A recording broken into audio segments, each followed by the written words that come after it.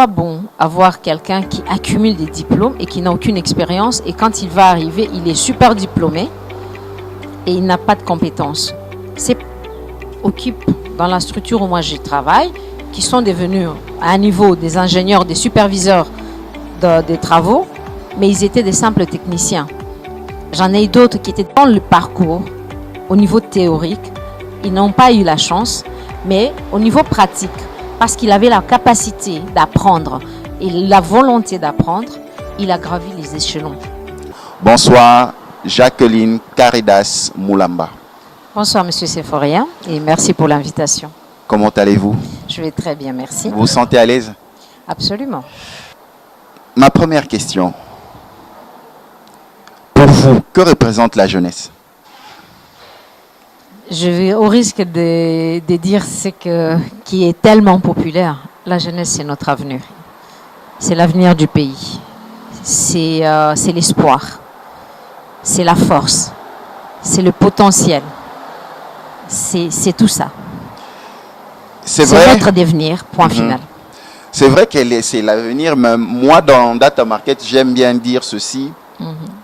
La jeunesse, c'est l'avenir d'une nation dans le travail. Préparée pour le travail et dans le travail. Et c'est de cette facette-là qu'on va parler, le travail. Je suis d'accord. C'est pour ça que j'utilisais le mot potentiel. Tout à fait. Parce que dans le travail, s'il n'y a pas de potentiel, il n'y a rien. Jacqueline, vous êtes manager, entrepreneur, vous êtes directrice des ressources humaines. Ça, c'est en quelques mots. Oui. Mais s'il fallait mieux vous présenter à cette jeunesse qui va vous suivre partout dans le monde et surtout en Afrique, qui est Jacqueline Caridas sur le plan professionnel? Sur le plan professionnel, je dirais j'ai quelques compétences, si on peut appeler ça comme ça, donc quelques casquettes. J'ai une grande formation en supply chain, donc gestion de transport et logistique. Ça, c'est ma formation des bases. Par la suite, j'ai eu gestion de projet, gestion de tourisme, gestion de la qualité, gestion d'audit interne et puis la gestion des ressources humaines. Voilà. En gros, ce sont là les secteurs ou les métiers que je peux aujourd'hui exercer sans aucun problème. L'administration, ça va généralement avec les ressources humaines. Jacqueline, nous allons parler dans notre première partie de l'émission de l'employabilité de jeunes. Un jeune qui fait sa scolarité, après, c'est pour avoir un métier. Mais nous observons que beaucoup de jeunes n'ont pas d'emploi. Et pour ceux qui ont de l'emploi, la qualité vraiment n'y est pas. De ton expérience de directrice de ressources humaines, qu'est-ce qu'on doit comprendre par employabilité de jeunes?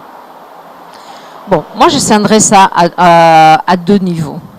Il y a l'éducation, donc la formation, quelle qu'elle soit, et puis les opportunités sur le marché. On va prendre le volet qui me tient le plus à cœur, ça veut dire l'éducation. On va commencer par le bas âge. Parce qu'on ne peut pas parler aujourd'hui d'une formation académique si quelqu'un arrive à l'université et qui n'est pas capable d'écrire déjà notre langue administrative, ça veut dire le français. Il y a déjà un problème. Parce que vous le voyez très bien, vous avez des jeunes qui finissent les humanités, qui finissent l'université, même licenciés, qui ne savent pas s'exprimer en français correctement. Donc c'est un problème. À ce niveau-là, je pense que nous devons à tout prix déjà revoir notre système. Nous parlons de la RDC, de notre pays. En commençant par le maternel. Beaucoup de parents ne mettent pas les enfants à l'école maternelle, mais c'est une préparation pour entrer en primaire. Je ne suis pas là pour critiquer les systèmes, mais je dis que ça ne va plus. Ça ne va plus parce qu'il n'est pas normal qu'un enfant qui a fait, on va dire, 3 ans, plus 6 ans, plus 6 ans, plus 4 ou 5 ans, sorte de là, ne soit pas à mesure pour un pays francophone de s'exprimer correctement en français ou qui n'est même pas un raisonnement cohérent, réfléchi, que vous ne pouvez pas avoir un débat d'intellectuels. C'est un problème. En tant que ressources humaines, je reçois des jeunes qui ne savent pas rédiger un CV. J'ai toujours le même type de CV en général. Quelques-uns maintenant commencent à essayer d'aller sur Internet finalement, enfin, et ils vous amènent des CV quelquefois un peu fantaisistes. Mais les CV général que vous recevrez, la plupart des jeunes aujourd'hui, la moitié, surtout quand ils n'ont pas encore d'expérience professionnelle, plus que la moitié du CV, c'est pour parler de leurs origines. Moi, en tant que ressources humaines, monsieur, je vais vous dire, que vous soyez de tels secteurs, de telles provinces, etc., ça m'importe très peu. C'est pas ça qui m'intéresse. Dans vos coordonnées, je vais avoir votre nom, votre adresse, votre âge, savoir si vous êtes marié ou pas, vos coordonnées courriel, téléphoniques, c'est tout ce qui m'intéresse. Mais dire vous êtes de tel secteur, etc. Et ça prend la moitié de la page. Et puis l'autre moitié, pour ceux qui ont déjà un peu d'expérience, ils commencent à vous dire qu'il a fait l'école primaire à tel endroit, à tel endroit. Donc, en tant que HR, on n'a pas le temps d'aller commencer à détailler toutes ces choses-là. Un CV, on sait le voir en 1 minute, même moins d'1 minute. Là, je vous parle, je suis dans une entreprise qui n'est pas une grande entreprise. Quand vous avez une grande entreprise, un directeur de ressources humaines ou les gens qui travaillent dans les ressources humaines balayent un CV en diagonale. Donc, quand il est mal présenté, c'est déjà mis de côté. Or, qu'est-ce qui se passe? Ce n'est pas seulement ici en RDC, mais nous allons nous focaliser sur la RDC. On n'apprend pas aux jeunes, quand ils sont en train de finir leurs études, à savoir se vendre sur le marché. Ça veut dire qu'ils ne savent pas comment faire ni un CV, ni une lettre de motivation. Ils arrivent dans une entreprise, ils ne savent pas du tout comment se passe, quelle est la vie dans une entreprise, comment se comporter. Parce que les attitudes, il y a les compétences, il y a les attitudes aujourd'hui qui sont de plus en plus très importantes dans les entreprises, du moins des entreprises qui ont un certain niveau. Donc, ce sont des choses qu'on doit inclure aujourd'hui, je pense, dans le cursus de toutes sortes de formations, même des formations professionnelles. Parce qu'il peut y avoir des gens qui font des formations professionnelles et qui finissent dans une entreprise, parce qu'ils sont techniciens, mais ils ne savent pas à quoi s'attendre quand ils vont sur le marché du travail. Ils ne savent pas se défendre, ils ne savent pas se vendre. Ça, c'est une première chose. Donc ça, on parle d'éducation. Et puis, il y a maintenant l'employabilité, comme vous dites. On a un problème. Chaque année, on a combien d'universités? Je vais rester juste dans la ville de Kinshasa. Il y a énormément d'universités. Des universités privées, de l'État, etc. Donc, on a des milliers de jeunes qui sortent des universités. Que j'ai dit comme tout à l'heure, à mon humble avis, qui ne sont pas nécessairement bien préparés. D'abord, la qualité de l'enseignement, ça veut dire là, on en vient aux compétences de la personne. Ils ne savent pas se vendre. Et puis, on vient maintenant sur le marché du travail. Il y a très peu d'emplois. Il y a très peu d'emplois, ça veut dire qu'un jeune qui sort, il n'est pas sûr de trouver un travail. Là, on se retrouve, moi je dirais, dans une situation où on devrait essayer, nous qui sommes déjà à un certain niveau, aider les jeunes à trouver ou à créer des emplois ou à essayer d'entreprendre. Parce qu'on peut ne pas directement entrer dans une entreprise, mais avoir les moyens d'entreprendre. Et beaucoup de jeunes n'ont pas cette capacité-là, de se dire, OK, en attendant de trouver mieux, je peux commencer, ne fût-ce qu'un petit business. Il y a, vous allez me dire, le problème des fonds. Ça veut dire des crédits, d'argent, parce qu'on ne commence pas nécessairement tout sans rien. Là, j'en viens aussi à nos institutions qui sont là, on devrait logiquement essayer de donner la possibilité aux jeunes d'acquérir des microcrédits et de les former pour qu'ils sachent comment. Il y a quelques petites structures aujourd'hui, généralement privées, qui commencent à faire ça. Je travaille avec quelques jeunes qui ont commencé à essayer de mettre plusieurs jeunes qui viennent avec différentes choses ensemble pour essayer de faire des échanges. Certains créent ceci, certains créent cela, et ils se mettent ensemble. Quelqu'un qui est dans l'agriculture, il apporte des produits, quelqu'un d'autre les transforme et il les met sur le marché. Donc ça aussi, il faut à un moment donné que le jeune se bouge. Mais n'empêche que ce n'est pas seulement une histoire des jeunes. Ça nous concerne, nous qui sommes déjà sur le marché du travail. on essaye de créer de l'emploi, mais surtout, je pense que c'est un problème au niveau politique, gouvernement, où on doit essayer je dirais, d'encourager les investisseurs, tant au niveau national qu'international. Quand quelqu'un vient entreprendre quelque chose, on doit lui donner les possibilités de créer des emplois. Si moi, j'ai une petite entreprise, je sors peut-être 5, 6, 7, j'emploie 5, 6, 7, 8 personnes, parce que je ne vous ai parlé que de ma carrière, mais j'ai aussi une petite entreprise. Quand je fais des locations de véhicules, je prends 5, 6 chauffeurs. Ces 5, 6 chauffeurs, ce sont 5, 6 familles qui vivent à travers. À la maison, si j'ai une dame de ménage que j'emploie, elle est peut-être un peu plus âgée, mais derrière je donne la possibilité d'élever ses enfants. La même chose dans autre chose que je fais qui est la décoration, tout ce qui est aménagement et décoration intérieure.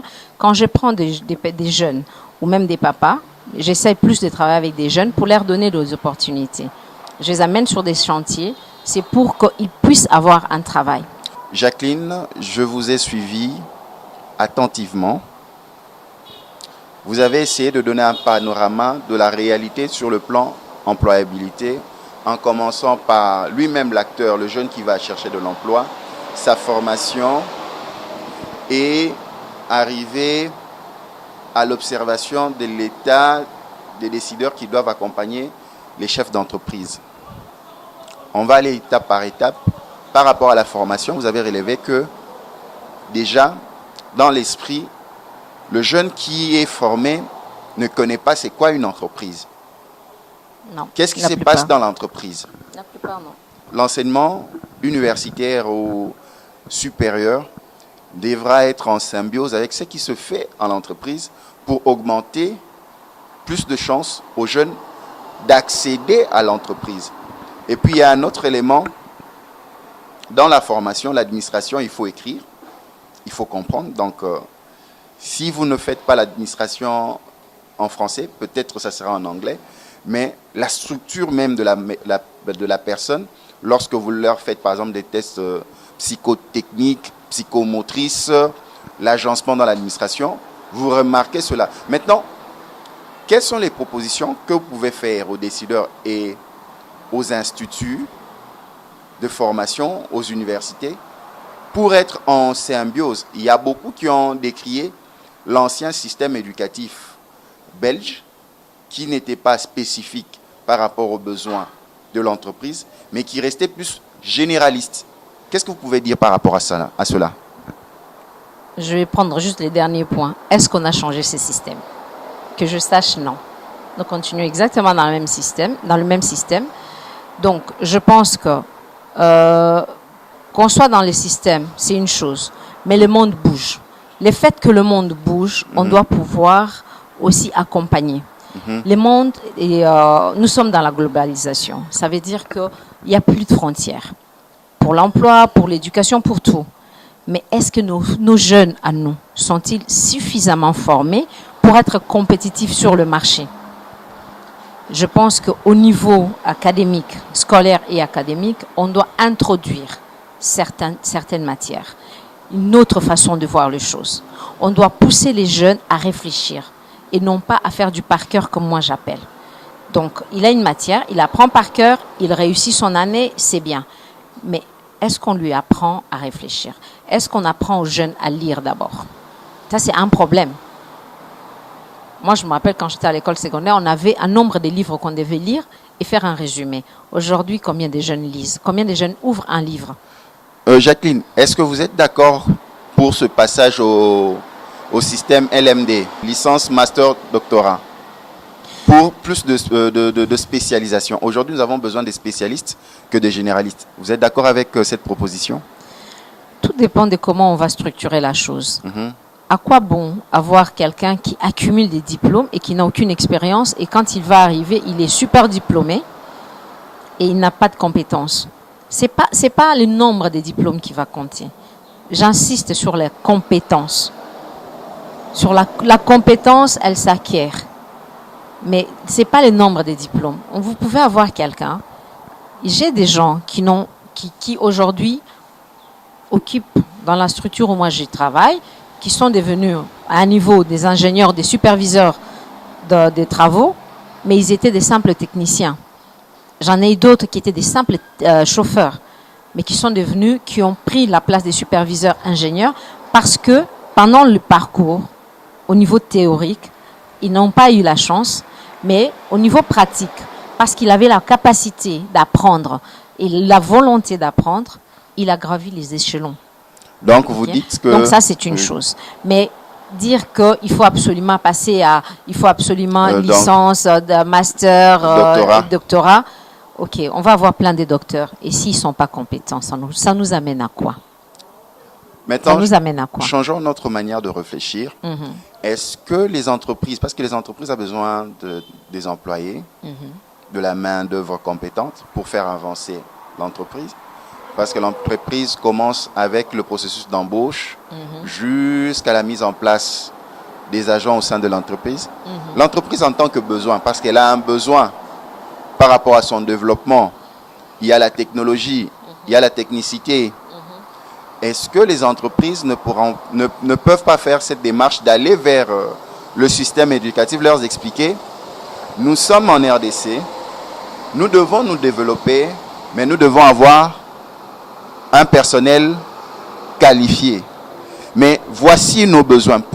Ne pouvez-vous pas, système éducatif, vous adapter à notre besoin? Parce que la finalité de vos études est que ces jeunes sortent de l'université pour être travailleurs dans une entreprise donnée. Exactement. Est-ce que cette démarche ne peut pas être utilisée? Une chose que j'ai oublié de souligner, je suis membre d'une association qui s'appelle ACPRH. C'est Association congolaise des professionnels des ressources humaines. Une des propositions que nous sommes en train de faire, au départ, on a voulu faire ça institution par institution, je veux dire institut par institut ou bien université par université. Mais on s'est dit, on va essayer maintenant de s'organiser et d'aller voir les autorités compétentes. Pourquoi? Parce que dans cette association, nous avons plusieurs responsables des ressources humaines dans différents secteurs. Donc, chacun connaît les besoins qu'il a dans son secteur. Et il voit les défaillances par rapport aux jeunes qui viennent demander du travail ou qui viennent sur le marché du travail. Donc, l'idée, ça serait quoi? On se met tous ensemble. On va essayer d'aller voir les autorités compétentes pour leur dire, voici les défaillances que nous relevons. Est-ce qu'il est possible d'essayer de recadrer ça? Mais on ne peut pas le faire seul. Il y a aussi la FEC, la Fédération des entreprises congolaises, qui devrait normalement nous accompagner parce qu'elle reste une grande institution pour les entreprises au Congo. Parce que ça ne sert à rien, nous, une association de ressources humaines, on va voir par exemple les ministres de l'éducation, etc. Et la FEC n'accompagne pas. Donc on aimerait essayer de faire quelque chose à un niveau un peu plus élevé, qui a un peu plus d'impact, pour qu'il y ait une révision, de la manière de préparer les jeunes. Mais moi, mon souci, ça ne sert à rien d'aller préparer un jeune qui est à l'université s'il n'a pas eu de bonnes bases en primaire et en secondaire. C'est un problème. Dans le secret, pour être un bon employé, c'est la base au niveau primaire et secondaire. C'est pas le travail de l'employeur. Mais nous constatons les problèmes. Et donc, en tant qu'acteurs économiques, nous soulignons ça et nous allons vers les ministères.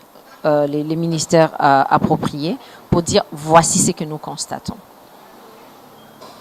Il y a un problème, comment y remédier? On peut s'asseoir à une table et discuter et essayer de trouver des solutions. Ça, c'est les études poussées, les études universitaires et tout. Il y a aussi l'autre côté, les techniques, la formation technique. Est-ce que les jeunes qui sont dans les formations techniques ont tout ce qu'il faut? Ça veut dire, est-ce qu'ils ont des professeurs qualifiés? Est-ce que les professeurs sont recyclés? Est-ce qu'ils subissent un recyclage au niveau de la formation? Est-ce qu'ils ont les outils? Je donne un exemple. Vous allez à un restaurant. Vous avez un personnel qui va venir vous servir. Quand vous demandez une bouteille de vin, même si ce jeune a suivi une école d'hôtellerie, il ne sait pas ouvrir une bouteille de vin, par exemple. Pourquoi? Parce que l'école, pendant son cursus, il n'a pas eu l'occasion un jour d'ouvrir une bouteille de vin. Donc il y a un problème. Mais vous traversez en face au Congo-Brazza, le service est différent. Alors qu'est-ce qui ne va pas?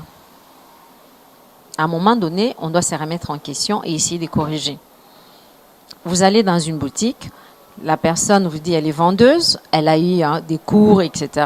Mais elle vous boude. On se demande, vous entrez, vous êtes client, on ne sait pas vous recevoir. Et ça ne va pas. C'est à tous les niveaux. Vous allez dans l'administration, c'est pareil. L'administration publique, c'est pareil. Donc, il y a quelque chose qui ne va pas où on doit changer. Ça, c'est dans les attitudes, dans la façon de faire des choses. Jacqueline Caridas Moulamba, beaucoup de jeunes qui vous suivent se posent maintenant cette grande question. Nous avons parlé de l'employabilité. L'employabilité est fonction de la compétence.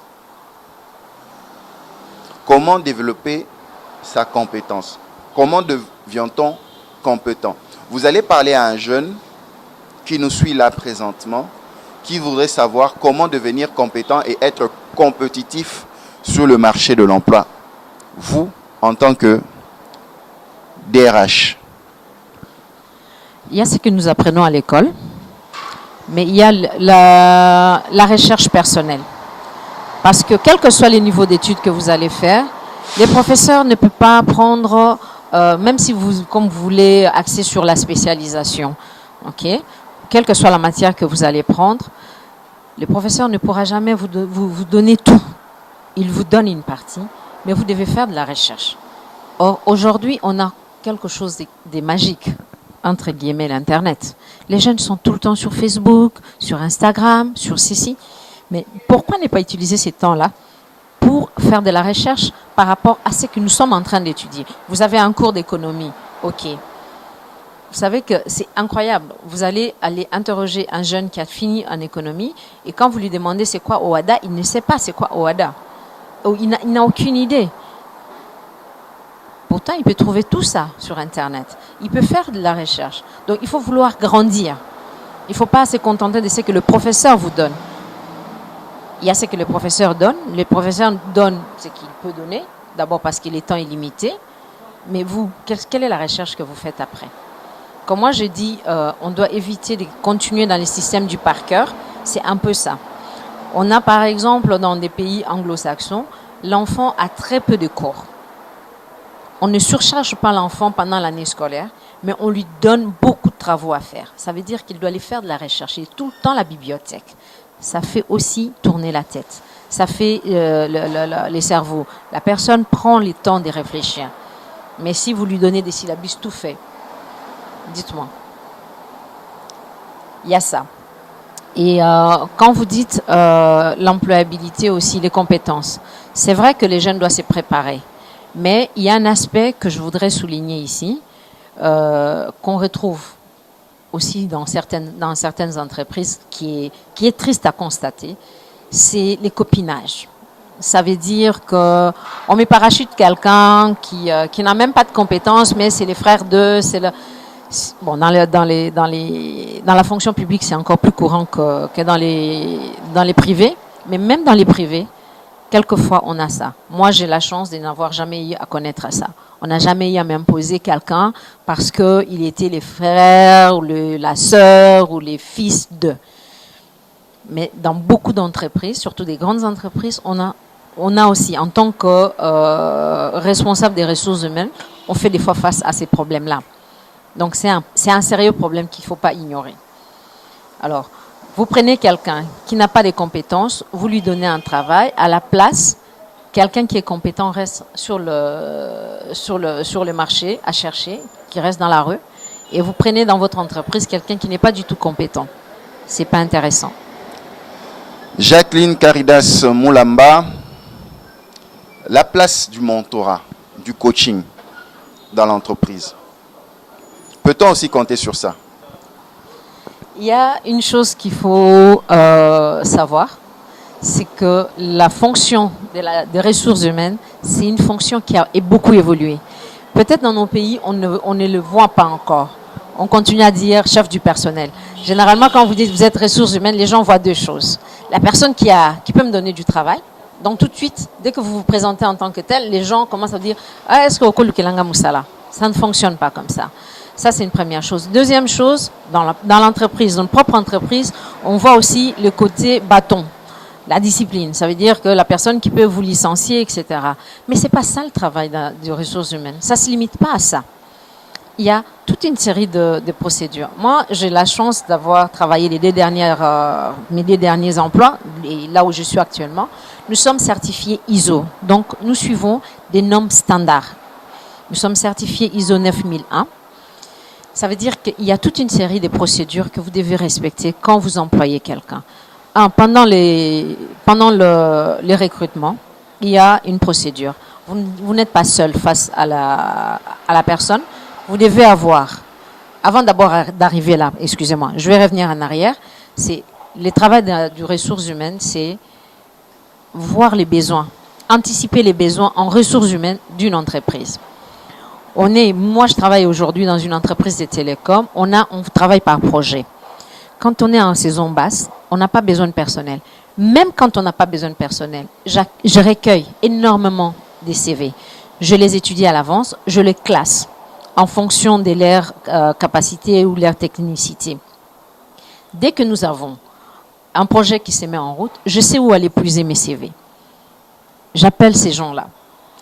On passe à la procédure de tout ce qui est recrutement. Les personnels qui vont être recrutés ou qui vont être retenus, vous leur faites une proposition, mais après ça, vous devez les coacher. Ils arrivent dans une entreprise qu'ils ne connaissent pas. Tout jeune veut avoir un emploi, donc dès que vous lui dites qu'il y a de l'emploi, il vient. Mais une fois qu'il est à l'intérieur de l'entreprise, il y a une culture dans cette entreprise que vous, HR, vous avez l'obligation de lui passer. Donc, il doit savoir que vous êtes certifié ISO, il doit connaître où est sa place et dans le service ou dans les départements où il est, vous devez les confier à quelqu'un qui va les soutenir, qui devient son mentor. Vous êtes au-dessus. Vous verriez à plusieurs choses, mais dans les services où il doit être coaché par quelqu'un. Il devra avoir dans toutes les entreprises ce qu'on appelle manuel de l'employé, pour que l'employé puisse avoir ça. Je ne parle pas nécessairement de ce qu'on appelle les règlements d'ordre intérieur. Il y a le manuel de l'employé et les règlements d'ordre intérieur. Donc, il doit se familiariser avec tout ça. Il doit savoir que la culture de cette entreprise, elle est comme ça, comme ça, comme ça. Si je fais ça, c'est bien. Si je fais ça, c'est pas bien. Quelle est la vision de l'entreprise où je travaille? Comment les choses se passent? Quel est l'organigramme? À qui je dois m'adresser? Et en cas de problème, comment je peux escalader? Ça, c'est la première partie du mentorat, comme vous avez dit. Puis vient une autre partie, qui est aussi une grande responsabilité de la ressource humaine, c'est la formation. Parce qu'on recrute des jeunes, ils sortent des universités, ou même pas, ils viennent d'autres secteurs, etc. Ils arrivent chez vous. Mais vous avez un besoin bien précis. Il se peut que cette personne qui est chez vous n'a pas toutes ces compétences-là. Donc, vous avez l'obligation de le former. Il y a très peu d'entreprises qui investissent dans la formation de leurs employés. Or, un employé qui est déjà à l'intérieur, c'est une ressource qu'il faut capitaliser. Non pas aller pressant comme un jus de citron à prendre toutes les sens qu'il a en lui, et puis après, il n'est plus bon à rien. Non, vous devez continuer tout le temps à investir en lui, avec des formations. Après les formations, il y a le suivi. Est-ce que ce qu'il a appris le sert? Est-ce que ça a été utile? Est-ce que plus tard, lui, il est capable de transférer cette connaissance-là à d'autres? Et puis, il y a la partie aussi team building qui joue beaucoup. Parce qu'une entreprise, on passe beaucoup de temps dans l'entreprise. On passe plus de la journée, on passe plus de temps dans notre entreprise que chez nous à la maison. Donc, les ressources humaines ont l'obligation de créer une ambiance conviviale. Une ambiance, on n'a pas besoin de tous s'aimer dans l'entreprise, mais qui est du respect mutuel.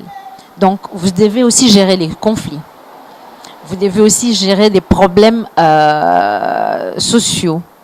Parce que les employés, c'est pas des machines, c'est des êtres humains qui peuvent vous amener leurs problèmes. Donc, c'est beaucoup de travail. Jacqueline, vous l'avez si bien détaillé, mais au fait, c'est quoi une entreprise? Moi, je ne sais pas si je dois parler d'une entreprise ou de la vie dans une entreprise. Moi, j'ai tendance à dire la vie dans une entreprise. Une entreprise, c'est vous ou moi. Vous avez une entreprise aujourd'hui. Vous avez décidé de travailler pour vous-même. Vous créez quelque chose. Derrière vous, il y a des gens. Vous mettez, il y a certainement une administration, il y a une comptabilité. Donc, il y a un responsable, ou on peut dire un directeur, ou celui qui est à la tête. Et puis, vous avez les différents départements en fonction de votre domaine dans lequel vous exercez. Vous pouvez avoir un comptable, vous pouvez avoir une personne de ressources humaines ou pas. Vous pouvez faire sous-traiter ça à l'extérieur aussi, etc. Ça, c'est une entreprise. Okay? Quel est le but d'une entreprise? On fournit du travail, en contrepartie, on paye ces travails-là. Une entreprise doit faire du bénéfice. C'est capital. Une entreprise qui ne fait pas du bénéfice, elle est amenée à mourir. Donc, les personnes qui rentrent dans une entreprise doivent comprendre qu'ils viennent tous participer au bien-être de cette entreprise parce qu'à travers cette entreprise, quand l'entreprise fait du bénéfice, et ils sont bien payés et ils peuvent ramener l'argent et l'économie tourne. Pour moi, je peux résumer l'entreprise comme cela. Mais c'est important que ces lieux-là soient sains, que chacun doit se sentir à l'aise. Parce que dans une entreprise où les employés viennent en tirant les pieds le matin, c'est triste. Moi, je suis dans une entreprise où, en ce moment, on est en basse saison, on n'a pas beaucoup de projets. Mais j'ai des gens, des jeunes, ou des moins jeunes, qui, malgré qu'il n'y a pas de travail, au lieu de rester à la maison, ils viennent. Nous, de l'administration, on est obligés d'être là tous les jours. Mais les autres, les techniciens, quand il n'y a pas de projet, ils ne sont pas censés venir. Mais ils viennent. Quand je leur dis, mais vous venez faire quoi? Ah, madame, on préfère être ici que d'être à la maison et rien faire. On échange, on discute. Parce qu'au sein de l'entreprise, il y a quelque part une ambiance qui donne envie à l'employé d'être dedans, de se sentir de la famille. C'est important. Jacqueline Caridas Moulamba, quelle est la place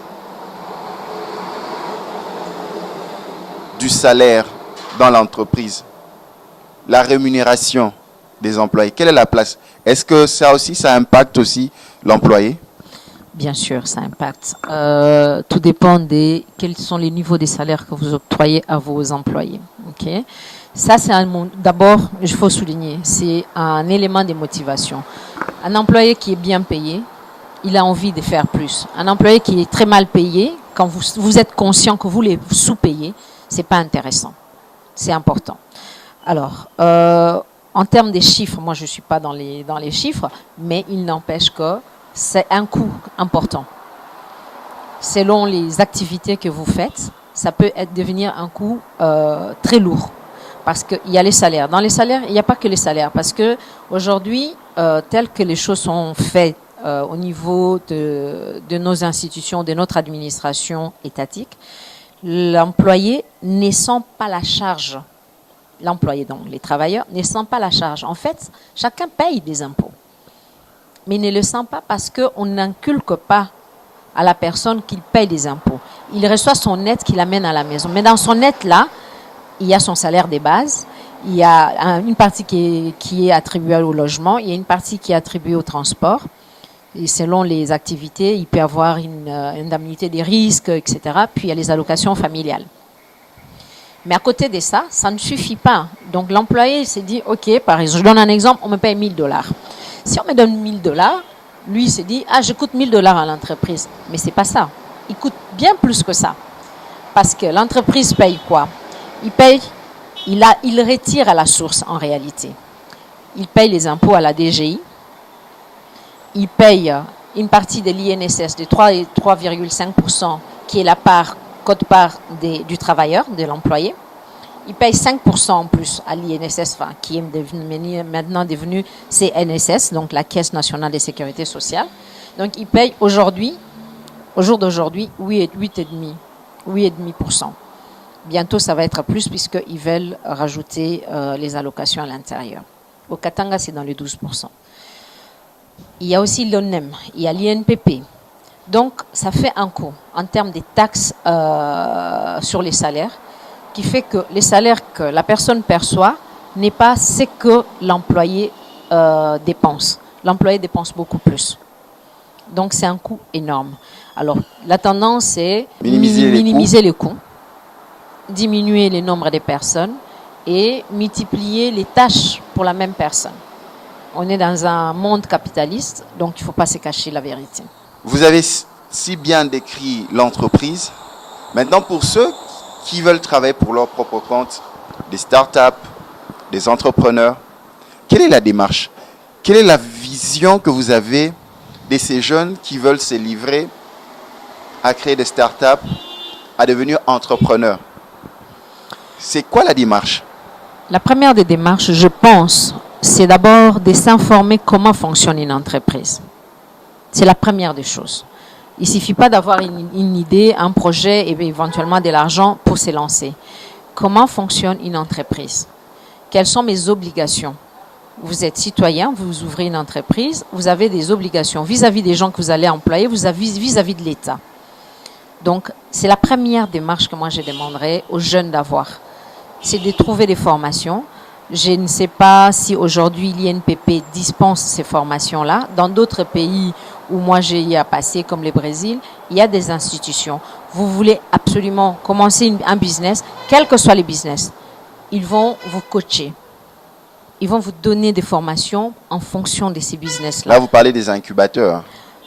Oui, on peut appeler ça comme ça. Aujourd'hui, je ne sais pas combien est-ce qu'il y en a et combien il y en a. Est-ce que c'est suffisamment diffusé pour que les jeunes soient outillés? Parce que ouvrir une entreprise quand on n'est pas outillé, il y a risque. Le risque, c'est que la personne peut avoir des connaissances dans son domaine qu'il veut mettre en place. Mais si, par exemple, il n'a aucune idée sur la gestion, il peut ne pas survivre. Ça, c'est un problème. Donc, je pense que c'est la première démarche, c'est celle-là. Savoir qu'est-ce qu'il faut faire. Et puis, la deuxième démarche, c'est ouvrir son entreprise pour devenir légal. Ça veut dire aller au guichet unique, demander son RCCM, etc. et comprendre tous les systèmes. Être en ordre. Ne pas être dans l'illégalité. Parce que si vous n'êtes pas en ordre, le jour où vous avez l'opportunité d'avoir un crédit, vous pouvez passer à côté parce que vous n'avez pas le document. Vous n'avez pas des documents, vous n'êtes pas inscrit à l'INSS, vous n'avez pas un RCCM, vous n'avez pas d'identification nationale. Toutes ces choses-là vont vous mettre dans l'embarras. Jacqueline, est-ce que c'est facile de travailler pour soi-même? Tu te lèves, tu te dis non, je vais travailler pour moi-même. Ok, non. Non. D'abord parce que travailler pour soi-même, ça demande, on va parler discipline après, mais il y a un risque. Quand on travaille pour... aujourd'hui, il n'y a rien sans risque de toute façon. On peut être dans une entreprise bien payée. Du jour au lendemain, on peut aussi vous demander de quitter votre emploi. Mais quand on travaille pour soi-même, le risque, c'est est-ce que je vais gagner assez, non seulement pour payer mes employés, même quand vous êtes individu seul dans votre établissement, est-ce que je gagnerai assez pour que à la fin du mois, j'ai de quoi payer mon loyer, la nourriture à la maison, faire étudier mes enfants. Donc ça, c'est un risque. Mais qui ne risque rien n'a rien non plus. Est-ce que ça vaut la peine de rester chômeur ou bien de commencer quelque chose, de prendre des risques? Il y a des gens qui quittent leurs emplois, qui sont des managers. Moi, je connais. J'ai des connaissances qui ont quitté. Ils avaient un bon emploi. Ils se sont dit, OK, à l'âge que je décide d'aller mettre mon énergie dans quelque chose de personnel. Donc, je crée mon emploi. Je crée mon entreprise. C'est un risque, mais je pense que le risque est important dans la vie. Si on ne prend pas des risques, on n'évolue pas non plus. Et quelles sont les valeurs qui font d'un entrepreneur un chef d'entreprise? Quelles sont les valeurs qu'on doit incarner? Sur le plan discipline, sur le plan qualité de vie, la gestion de ses dépenses, son entourage. Ok. Un chef d'entreprise doit avoir la qualité d'une mère ou d'un père. Ça veut dire que vous devez montrer l'exemple. Vous devez être un exemple. Vous devez être vous-même discipliné. Ça ne sert à rien parce que vous êtes le chef d'entreprise d'arriver à 10h, 11h, midi, etc. Vous devez être quelqu'un de très ponctuel. Vous devez surprendre vos employés. Vous devez être à la limite celui qui ouvre la porte. Parce que si vous arrivez tous les jours en retard, vous ne savez même pas qui arrive à l'heure ou qui n'arrive pas à l'heure. Mais si vous êtes ponctuel, si vous arrivez avant les autres, je pense que si les chefs, vous êtes les DG, vous êtes les directeurs, vous êtes le manager, vous arrivez à 7h et que vos employés arrivent 8h, 8h30, à un moment donné, je crois que pour peu qu'ils soient intelligents, ils vont commencer à se sentir mal à l'aise. Ça, c'est une première chose. Deuxième chose, il faut avoir un grand cœur. Parce que vous allez gérer des personnes. Il y a le business que vous avez envie que ça monte, que ça aille, que ça produise, que ça donne du résultat, que ça donne du bénéfice. Mais vous n'allez pas travailler qu'avec des machines, vous allez travailler avec des personnes. Et donc, il faut avoir un grand cœur dans le sens où vous devez être à l'écoute. Parce que vous pouvez avoir un technicien qui peut vous apporter beaucoup plus que vous ne le pensez. Il faut négliger personne. Chaque personne dans une entreprise, même la personne qui nettoie, a son utilité. C'est pas parce que vous êtes le chef de l'entreprise que vous allez négliger la personne qui nettoie. Votre entreprise va être dans quel état si cette personne ne vient plus? Si elle ne nettoie pas. Donc, chaque personne a son utilité. L'intégrité, la discipline, le dynamisme. Il faut être dynamique. Vous n'allez pas, si vous-même vous n'êtes pas dynamique, vouloir que tout le monde autour de vous bouge, etc. Vous devez être un exemple. Vous devez être créatif. Vous devez essayer de vous entourer des gens qui sont capables d'être flexibles et de bouger. Donc, c'est très important. Quand j'ai dit vous devez avoir un grand cœur, être comme un papa, c'est le côté social, vous ne devez jamais l'oublier. C'est important. Ça motive les travailleurs. Si vous les payez, même si vous les payez bien, mais que vous ne vous souciez pas d'eux, je ne pense pas qu'ils ont envie d'investir dans votre entreprise leur personne. Parce qu'il y a venir travailler et venir faire un travail. Je travaille ou je viens travailler et puis je viens juste pour attendre mon salaire à la fin du mois. Non, c'est pas la même chose. Et concernant la conscience professionnelle, qu'est-ce qu'on entend lorsqu'on parle? Il faut avoir la conscience professionnelle, développer sa conscience professionnelle. Pour moi, la conscience professionnelle, c'est d'abord, c'est plus dans l'attitude. On va même oublier la compétence, mais c'est plus dans l'attitude.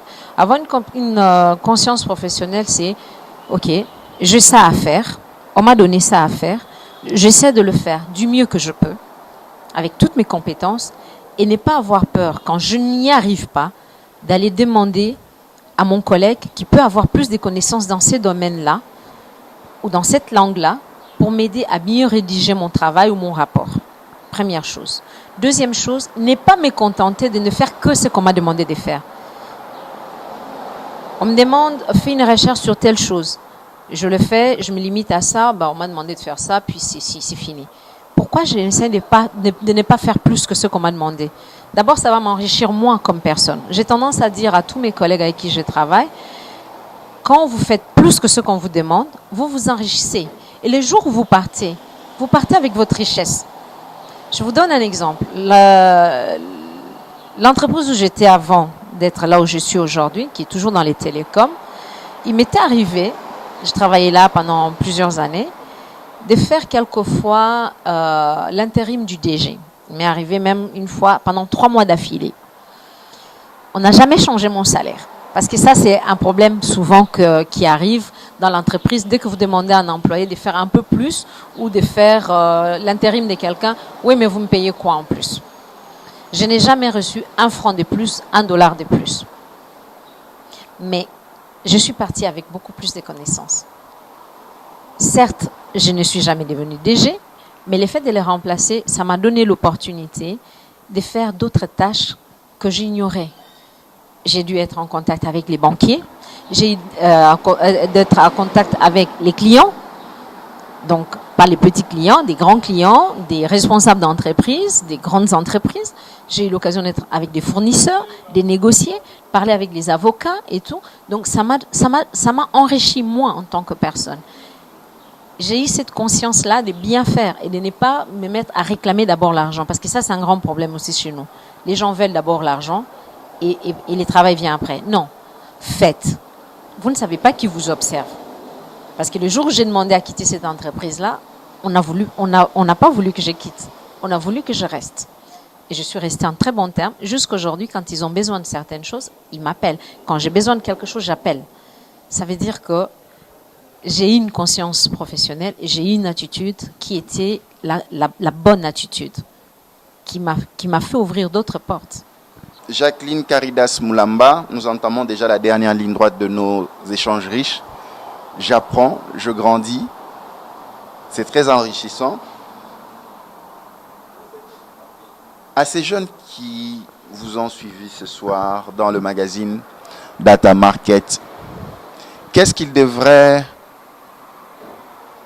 retenir en tant que ceux qui veulent entrer dans une entreprise ou travailler pour leur propre compte en tant qu'entrepreneur? Qu'est-ce qu'ils doivent retenir de votre passage ici dans Data Market? Je dirais que rien n'est facile. Vous voulez trouver un travail, sortez dans la rue, faites des CV, multipliez, frappez à toutes les portes. Même quand les portes sont fermées, revenez, insistez, cherchez. Ne vous cachez pas derrière, je donne ça parce que mon frère travaille là. Non, allez par vous-même. C'est bien si un frère peut vous donner un coup de pouce, mais vendez-vous. Sachez vous vendre. Vous avez fini des études, là on est dans la période des collations, etc. Vous avez fini des études. En attendant de trouver, faites une formation. Allez à l'INPP, faites une formation, apprenez comment faire vos CV, comment vous vendre, faites un peu de marketing. C'est marketing que vous allez apprendre, va vous apprendre à vous vendre. 1. 2. Dans la plupart de nos écoles, on sort de là, on parle à peine français. Mais aujourd'hui, le monde du travail, l'anglais est devenu important, les langues sont importantes. Apprenez une langue en plus. L'anglais, l'espagnol, le portugais, pourquoi pas. On a de plus en plus des échanges. On a plein de Chinois. Si vous pouvez apprendre les Chinois, pourquoi pas. Vous voulez commencer une entreprise, beaucoup de rigueur. Prenez le temps de vous former.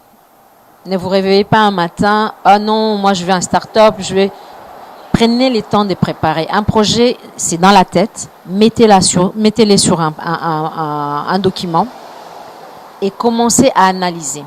L'analyse, c'est une étape très importante quand on veut faire un projet. Sans analyse, on risque de passer à côté de beaucoup de choses. Mais ne pas se fatiguer. La rigueur, beaucoup de travail. Comme vous le savez, je suis DRH, mais j'ai aussi mes propres activités. Il m'arrive de travailler jusqu'à 1h, 2h du matin. Le week-end, n'est pas avoir de week-end. Et ça, malheureusement, beaucoup de jeunes veulent sortir, aller s'amuser. Il y a un temps pour tout. Le temps que vous voulez, quand vous décidez de vous mettre à votre propre compte, il y a un temps de sacrifice. Et ce temps-là, il est important d'être conscient de ça. Voilà, c'est par cette note que nous mettons un terme à notre numéro du magazine Data Market. Nous avons reçu pour vous Jacqueline Caridas Moulamba. Rigueur, ne baissez pas les bras. Soyez consciencieux dans tout ce que vous faites, car le chemin n'est pas facile, mais avec de la détermination, vous allez y arriver. À quoi bon avoir quelqu'un qui accumule des diplômes et qui n'a aucune expérience et quand il va arriver, il est super diplômé et il n'a pas de compétences. C'est occupe dans la structure où moi je travaille, qui sont devenus à un niveau des ingénieurs, des superviseurs des travaux, mais ils étaient des simples techniciens. J'en ai eu d'autres qui étaient dans le parcours, au niveau théorique, ils n'ont pas eu la chance, mais au niveau pratique, parce qu'il avait la capacité d'apprendre et la volonté d'apprendre, il a gravi les échelons.